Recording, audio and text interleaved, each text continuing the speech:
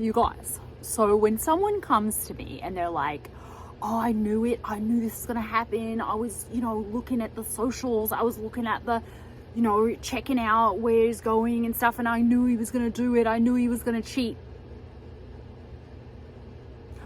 That's not you being intuitive and psychic, right? That's actually you have created that with your thoughts. That's what's going on, right? So in this video, I'm going to talk about what's the difference and how do you know? How do you tell you're either getting a psychic or intuitive hit, or you're actually creating some circumstances with your thoughts, okay? And there is a difference, and I'm going to let you know what I believe, the difference is, because I do have psychic abilities and very, very strong intuition. So I know what that feels like. And I'll give you some examples of the things that I've been, psychic about recently. And actually I am training to be more psychic.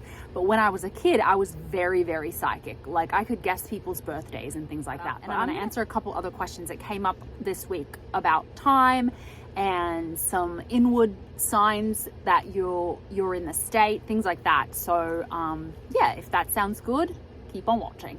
Okay, so the first one, like I said, is about our ability to tell the difference between what is something we actually created and something that actually is just an intuitive hit. And the biggest difference that I know in my head when I get an intuitive hit about something, it's something that I haven't been having negative thoughts about. It's not something that I usually think a lot about. It's just simply like almost like a energetic notice in your mind, right? It's not something that you've been contemplating or worrying about, right? Anything that you're worrying about, those thoughts in your head are creating whatever it is that's happening, right? So that's the biggest difference. If you continue to worry about something, right, and you're constantly thinking about it, or you can trace something back to a negative thought, then that's how you know that's actually something you created versus just information that you're picking up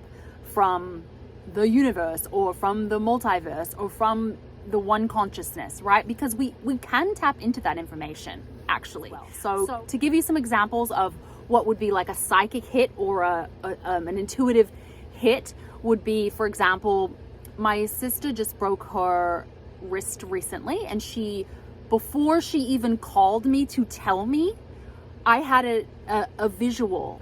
I got this image of my sister about an hour before she called me. I had an image in my head about her falling downstairs and breaking her wrist. Okay, it was like a very clear image and it was very specific, right? So when she called me, she said something happened, and I'm like, did you fall downstairs and break your wrist? And she got chills, like I got chills, and I'm getting chills right now. And she was like, yeah, how'd you know? Did mom tell you? And I was like, no. And I don't even know if my mom knew at that point. But anyway, that's what I would say is more a psychic hit, right? It's like one image. And it's happened a few other times, like when it happens quite a bit for me, but like the recent times, like I'll just know what one of my friends is doing, when they call me, I'll be like, are you doing this? And they're like, yeah, how'd you know? I'm not normally doing this at this time, right? Just things like that, where it's usually a psychic hit is more neutral, right?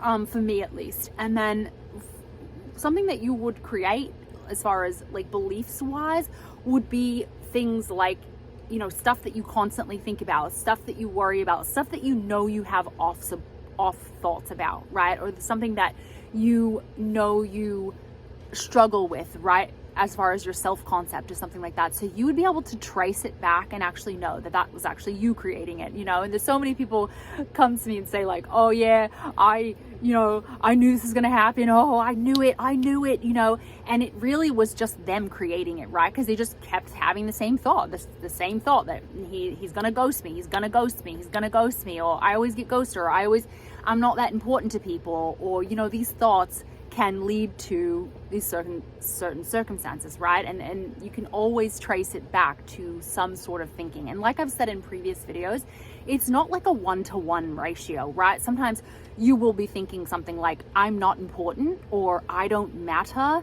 and then the result of that is like they don't call you back, or the job doesn't accept your application, or you get denied for something, right? If you think I'm not valuable, or I'm not important, or I don't matter, you know, so it's not an exact one-to-one. You might not be thinking like, oh, they rejected me, but you could be thinking I'm not good enough or something like that, right? So I just want to point that out. It's not always a one-to-one.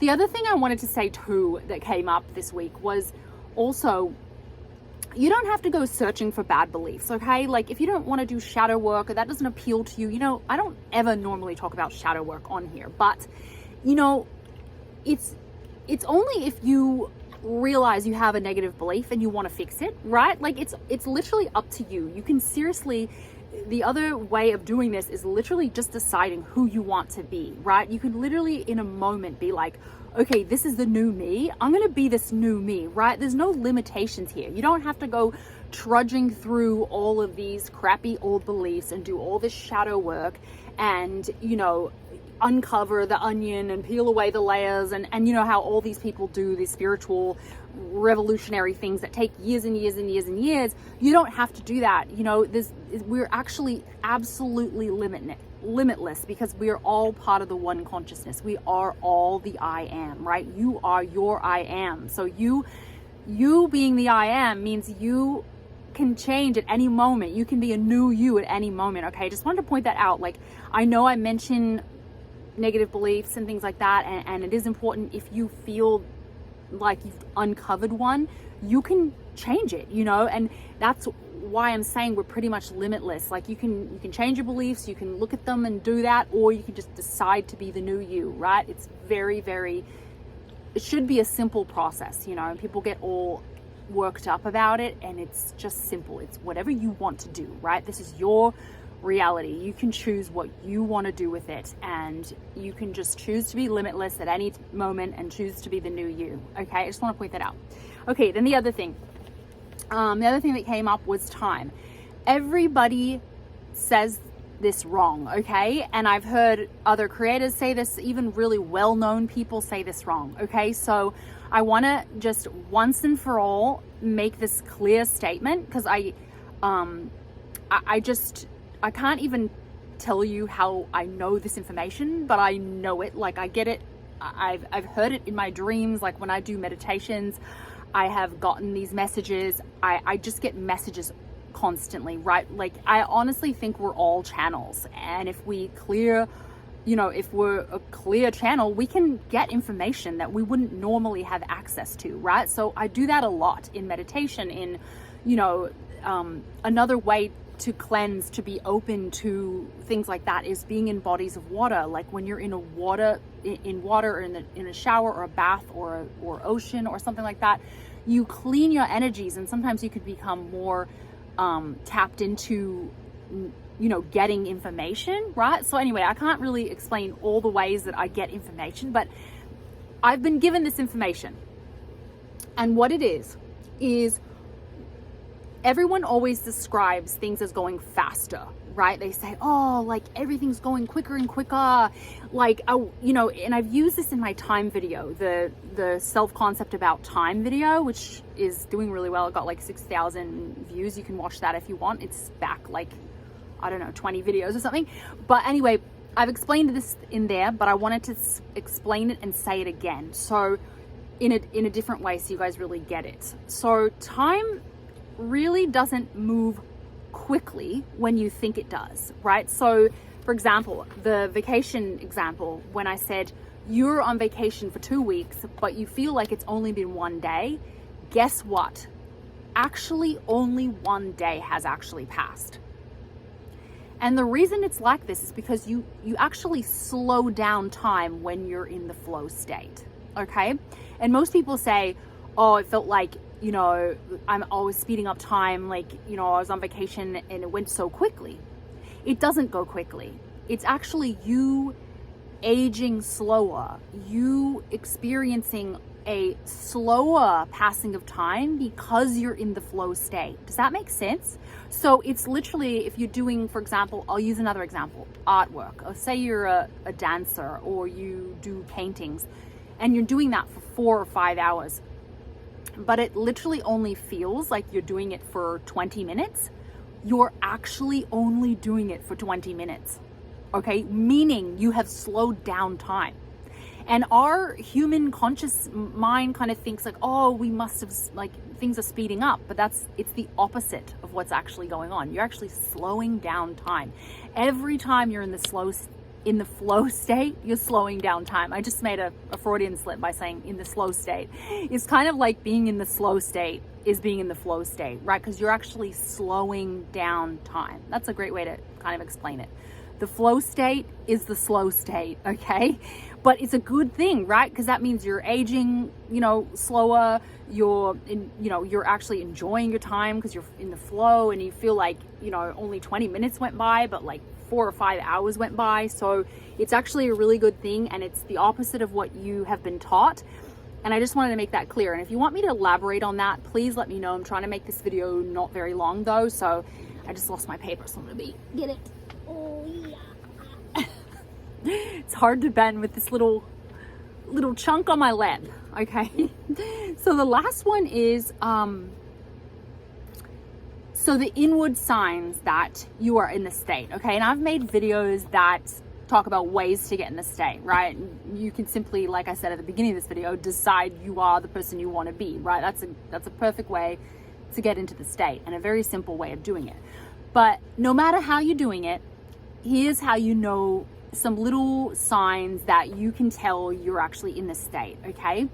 And it's good to be aware of this because you can actually just recognize when you're there, okay? So for example, you start getting little visuals of your person. Like, let's say you're manifesting an SP and you're practicing being in the state, and you're trying to figure out if you're in the state or not, right? And so that's one example. You get like random visuals of them. And it might not be a visual that you were already doing. It's just a new visual, right? And it will pop into your head randomly. You'll also start having random conversations with them, like out of the blue. Like, let's say you're cooking dinner and you are just, in your head, you might be asking them, should I put more salt in this? Or, like kind of asking them for advice, but it'll be so random to you and you won't even recognize you're doing it until you're actually in the middle of it. Like, these are the things that I was doing when I was in the state and when I was manifesting my SP.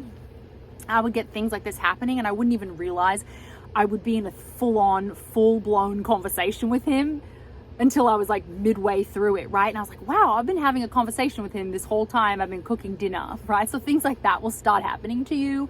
You'll start getting the idea of texting them, like the fact that you could just easily text them without any worries. You'll start thinking that way, right? Because you'll be in the state for whatever. If you're practicing it and you're ending up in the state more and more, right? You'll start to have these sort of things come to you where you're like, oh, I should ask him about that, right? You don't have to do it. You don't have to text. Of course you can if you want to, right? If you're in the state, the thing is if you're in the state and you're not going to spiral, you could take an action. I don't say not to do it. It's like we live in an action-based world. Like, I never give the advice, oh no, don't, you should never text them. You should only do manifesting. If you are getting intuitive ideas of texting them, then there's no problem with that, right? As long as you're not going to spiral.